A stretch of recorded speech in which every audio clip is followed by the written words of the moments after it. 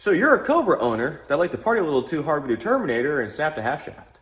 Or you're a Cobra owner that has half shafts with rubber boosts that are as old as the condom that's sitting in your wallet, so the rubber busted, you got CV joint grease all in your wheel well, and now you gotta replace it.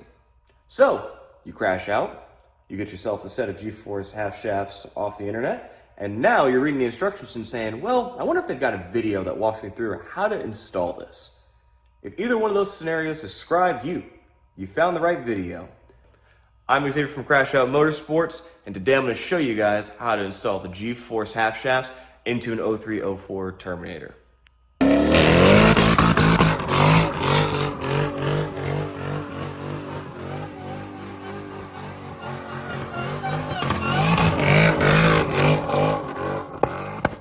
So first, I'm going to show you guys the difference between the OEM half shafts and the G Force half shafts.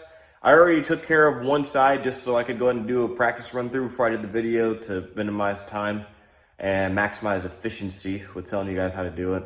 But I'll show you the differences first, and then I'll walk you guys through sort of a step-by-step. I'm not going to go through and show you guys like tightening or loosening all the bolts, but I'll point them out, show orientation, show after they're out so you guys can keep track of the bolts, and then give torque specs and wrench sizes as needed. So first, let's go ahead and let's look at the half shafts and kind of compare them and see the difference between the G Force Renegades and the OEMs. So here's a side-by-side comparison of the G Forces and the OEM half shafts. Aesthetically, the G Forces are awesome. I love them.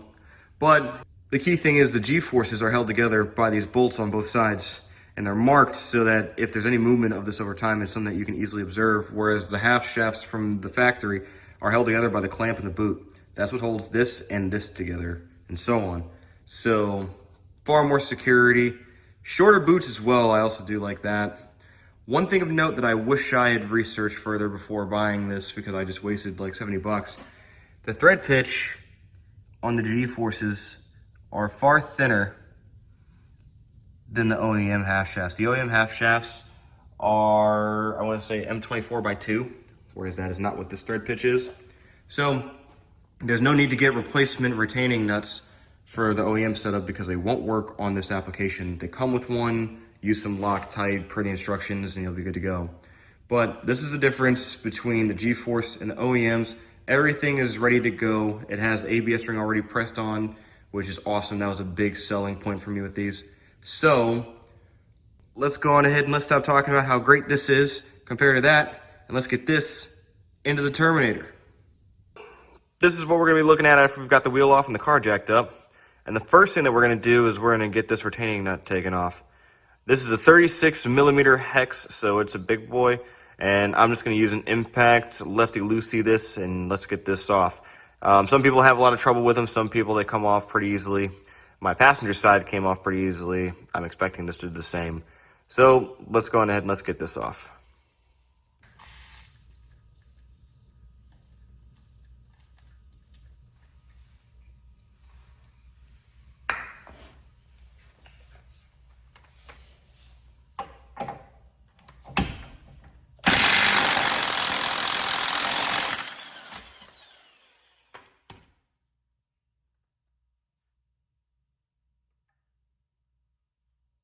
Now that we've got the axle nut off, I'm going to take off the brake caliper bracket next. Some people, I think, just get away with taking off the caliper. I'm just going to do the entire bracket. So what that looks like is you've got two 15 millimeters. You've got one right there, and then another right there. Now, right here, you've got the emergency brake line, which runs directly in front of it. So to remove this, you have to pull this line out. So what that's going to look like is you're just going to take some pliers. You're going to pull the e-brake cable out of the caliper, and then there's that little clamp right there, a little C-clamp that's holding down the cable in place to the caliper. We're going to pull that out right here. You can just use needle nose pliers, flathead, whatever works, and then you'll just be able to pull it out and fish it through. Another thing is we're going to want to take this out because it'll make it easy to move that line. So this is what connects your emergency brake line to the IRS lower control arm. Mine is a Phillips because I had to do a tap and die job. Yours is going to be an 8 millimeter, I believe. You'll pull an 8 millimeter out, be able to take this out. It's no problem. Set it to the side. This comes loose, and then we'll be able to fish it through. So I'll go ahead and I'll do that, and we'll get back to you.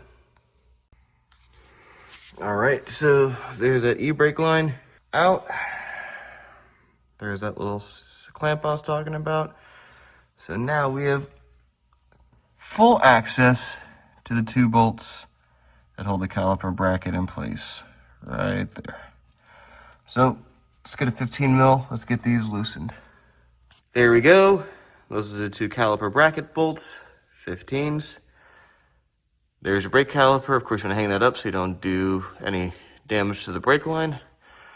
So we're gonna take this off and we're gonna start dealing with the spindle connections and the control arms. So I'll get into that now. All right, so we're gonna kind of do a bit of an around the world with the spindle. So you have the upper control arm to spindle bolt, and then you have the lower control arm to spindle bolt. And you're gonna have to deal with the shock bolt at the bottom here as well. The shock is gonna have to come out for you to get clearance to pull out your old Halfshaft and put your new one in. So the bottom shock bolt and the nut that's inside the part of the lower control arm. That's gonna be annoying. I'll get a better view of that later. So I'll start getting wrench sizes and we'll talk about that. All right, so bolt sizes.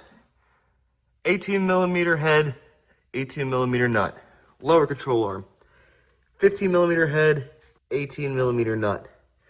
Now, rear shock. 18 millimeter head, and in here, this is kind of where it hides the nut for it, right there. That is a 13/16. At least that's what worked for me. I tried a 21, and I've seen some that say 21 millimeter. It spun. I didn't want that to become worse, so this is what worked perfectly. I imagine a 20 millimeter might do the same thing, but this is what I used. Now, since we're removing these 3 things, if you let this drop without loading it with a jack, this spring with tension is going to, of course, get loose and then potentially shoot out. Bad day for everybody. So I have a jack underneath my lower control arm, and I've got it preloaded so that the spring, when I remove the rear shock from the bottom of the control arm, doesn't come out due to a sudden release of tension. So you can remove these in order to do the job. That's the safe thing to do. However, on the passenger side, I was able to get away with keeping the spring in. As long as you're paying attention, doing your due diligence, you'll be okay. But safety first. Set up the safest environment possible whenever you can, especially when it's something that you haven't done before, to keep yourself protected. So I'll go on ahead, I'll start getting these bolts out, and then we'll get into the next steps after that.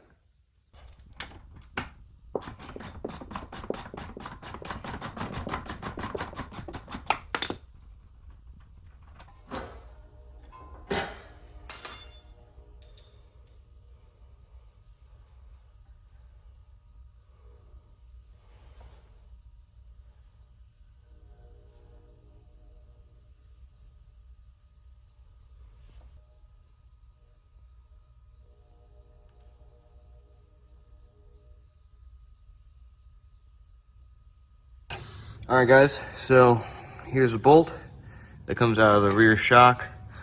Now, as you can see, this is how mine looks.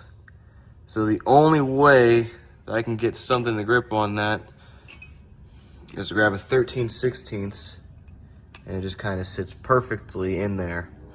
So that's it, that's all. And also, in order to take this bolt out, you're gonna have to move the control arm with the jack just to find the point where the screw doesn't have pressure on it from being pressed up or having it all the weight down.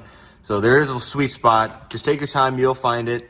You'll be able to pull it out, and then now this is good to go. Everything that I need now to remove this is done. And then we'll tap this, get it out.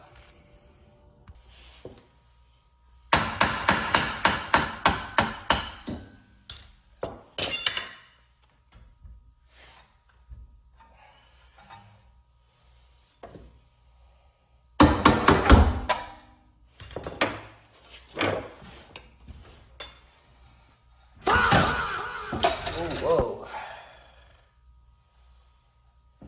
Alrighty. Yep, so y'all definitely just watched that happen. Don't want to put too much stress here. So we're gonna go ahead, we're just gonna hang that up with that nice little jerry rig thing. But I took this off. I'll talk about it later towards the end if you guys want to hear that story. But I actually replaced the boot on this originally, so when I tapped it, I forgot this has been touched recently. Super easy to get out. Few taps with a hammer. Don't mushroom tip this. That's bad. So just give it a couple love taps. It'll come straight out, and you'll be good to go. So now, all we need to do is take a pry bar to the diff, gently ease this out, and then we can pull and remove.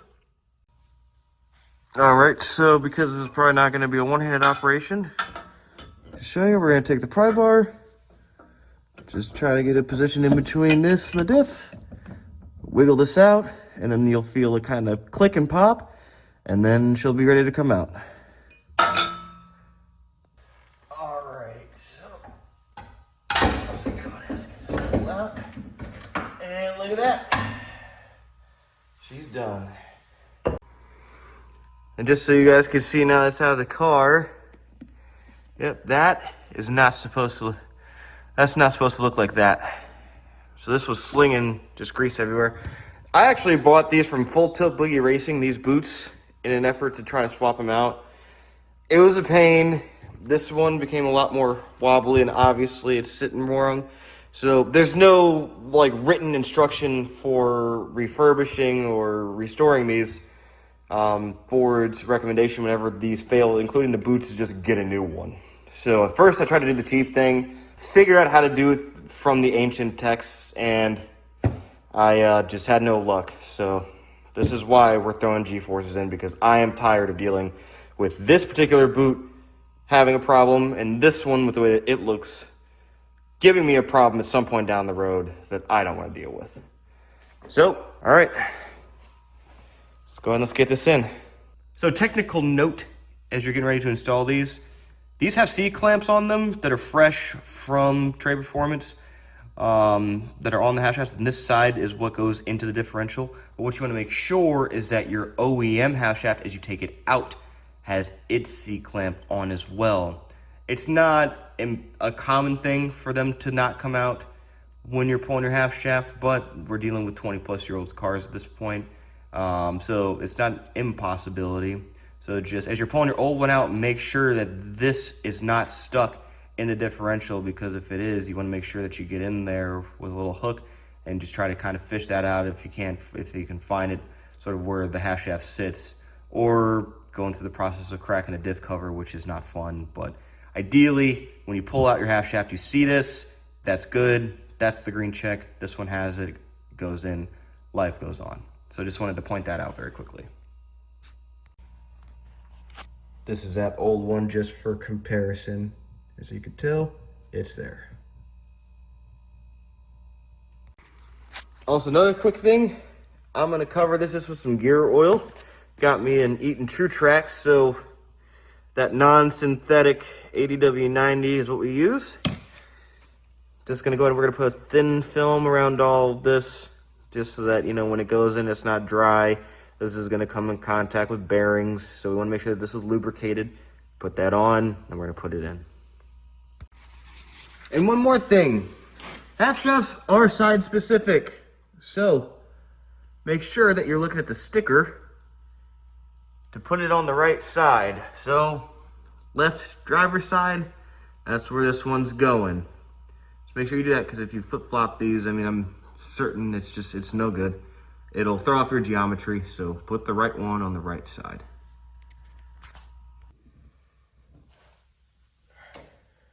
Do our best to kind of feed this through. There we go.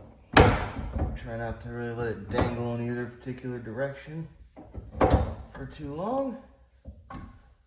Rush on the car, get this in. And there we go. Took a little bit of massaging, but we've got it all lined in here. Now, of course, it's not going to be perfect until we get everything reinstalled. But let me try to move around. There we are. So we've got, yep, proper connection of the half shaft there. Run all the way out to the spindle. There we go. Take all that out. Looks a lot better.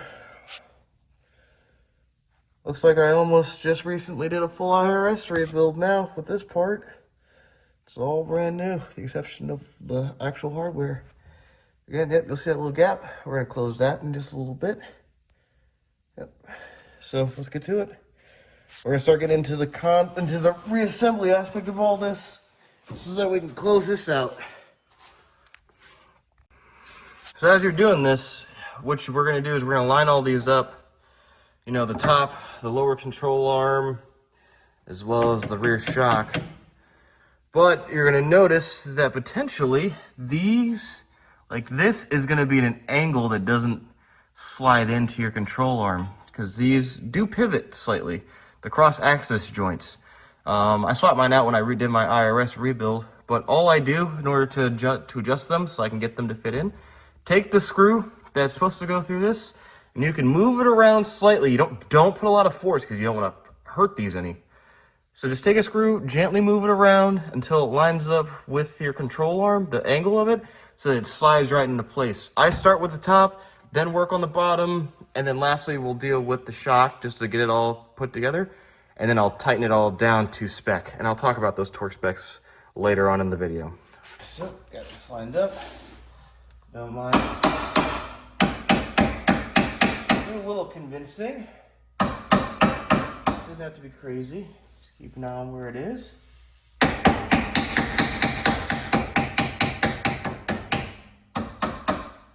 There we go.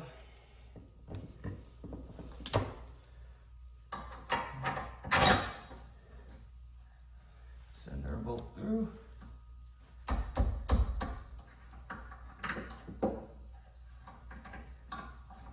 Yep, should be fine. There we go. That's the top. Alright guys, so I've got them all taken care of, like they're in, and they just now need to be torqued.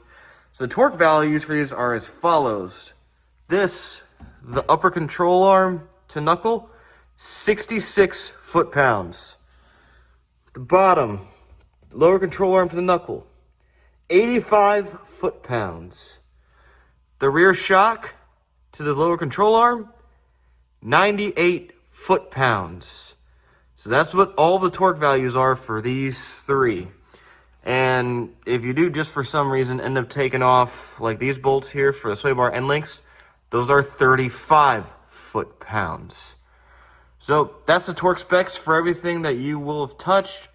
And so I'm gonna go ahead, I'm gonna get these all torqued down now. And then we're gonna start to close this out because we're kind of fast tracking the reassembly here. It's after 12 a.m. Gotta be up at 6 for work. So yeah, we're gonna close this out. All right, now we've got everything torqued to spec. The last thing that you're gonna wanna do is you're gonna wanna make sure that there's no clearance issues, because if your Cobra's lowered too much, or if you have anything that's affecting the ride height, you wanna make sure that there's no interference with the boots or any part of the half shaft after the install. They're slightly beefier boys, but they're honestly not significantly bigger than the OEMs. But all you have to do in order to verify that you're not going to have any clearance issues of any kind, take your jack, fully load your IRS on the side that you're working on. So just go ahead and push it up as much as you can. You'll see the strut or the shock move up, all that good stuff. Just make sure that as it moves, you're not hitting anything. I'm all good to go. I did the check on the other side, I had no issues. I also did it on this one, and she's perfect, she's good to go. So now it's just getting the brakes reinstalled, and then, oh, we'll deal with the retaining nut as well. I'm gonna talk about sort of my strategy for that. So, all right, now that we've got the brakes back on, I've got a spacer, just my Cobra's always had them. You guys may not have them. These studs are extended, etc. So all we're gonna do is we're gonna take our two caliper bolts and we're gonna put them back in their respective locations after lining this up. And that's gonna be torqued to 76 foot-pounds. That's what these are. I put Loctite on these all the time, just added insurance. So we're gonna get these in, torque them down, and then get on to the next step. All right, now with the brakes on, the next thing I did was I went ahead and I took the retaining nut and I tightened it just by hand. You're gonna notice that as you do the initial tightening, your half shaft is gonna pull out as it kind of seats all the way through. So you do this just to make sure that it's all good to go, and then you can go ahead and you can take it out. Now, once this is all done, I'm gonna install my spacer. I'm gonna just do one last quick look over, make sure everything looks great, put the wheel back on, and then we're gonna do the final install of the retaining nut. Once I have the car down with the wheel on, I'll give the specifics. And please get some red Loctite hand. Oh, one more thing. The OEM retaining nut is a 36 millimeter axle nut. This one is a 32 millimeter. So it's slightly smaller. So you cannot use the OEM size for this one. I learned that lesson. That was an AutoZone trip I didn't want to make. So 32 millimeters, not 36. Bear that in mind. This is why we do those double checks. So we've got the brake cable, the e-brake cable, that screws back in. That's 6 millimeter for y'all, Phillips for me. We've got it all the way through here, all connected. Got my little C-clip in on it right there. So that's all good. I also went on ahead and I applied red Loctite to these threads. G Force calls out that we will use Loctite, red Loctite specifically. It's like 236, I believe. But double check the instructions for this exact number. But red Loctite will go on these threads because this is going to be a crazy torque value because we don't want our wheels to come off and break the half shafts. Wheel hop is a thing and bearing play is a thing. So that's why we put the red Loctite on, so that when we put the nut on and we torque it to spec, there's no way that it can back off of this spindle. So I'm going to go ahead and get the wheel on. I'm going to drop the car and then we'll go ahead and we'll torque it down. All right, so wheels on. Tight enough for me to go ahead and take care of this next step. So I've got my 32 mil. I've got my nut sitting on the spindle right now, and I'm just getting it tightened down by hand. Thread Loctite. Now, the torque spec for this is 90% of what the Ford spec is for the OEMs. So that is 240 pounds for the OEM sets. So this has to be torqued to 216 foot-pounds. I'll say it again, 216. So get your torque wrench, half-inch drive, put it to 216, and then go ahead and give this a nice little tighten down with that. And since you've got that red Loctite on, it's going to go ahead and bond this together real well, because odds are you aren't swapping this every day.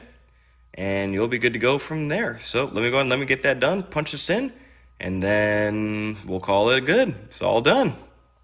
All right, she's torqued down to 216 foot-pounds. So now the last step. And there we go.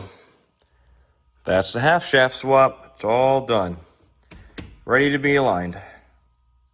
All right, guys, that's a job well done. So, not the hardest job in the world to do.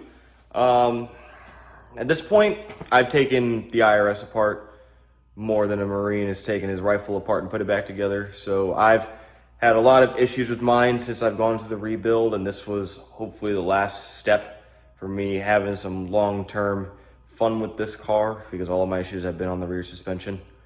So the only thing I haven't touched is shocks at this point. So unless one of those blow out on me, I should be good to go. So let's go and let's get this thing all aligned. And at this point, it's time to start making some actual good content with this car.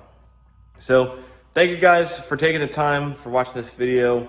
I always try to do these things just so that, you know, someone that's never done them before, that's kind of why I make these videos, because a lot of these things are vids that I wish I would have had when I was first started. There's a lot of good content out there, like Danny Johnson's Garage, all of my forefathers that have been doing this for years before I even conceived the notion of a Cobra in my garage.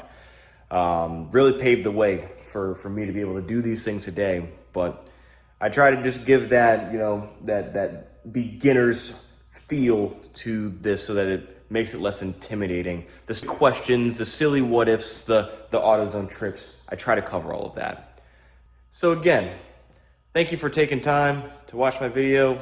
Like, comment, subscribe, give me any feedback, check out the social media pages.